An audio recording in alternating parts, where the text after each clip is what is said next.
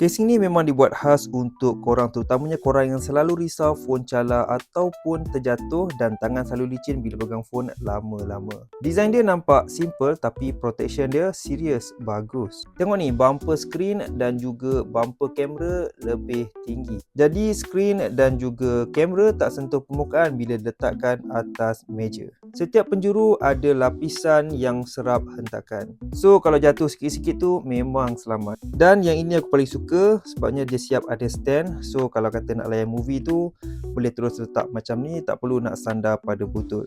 Pada bahagian tepi dia ni ada tekstur yang kasar. So kalau pegang lama pun tak licin walaupun tangan berpeluh. Dan yes, casing ni fully support MagSafe.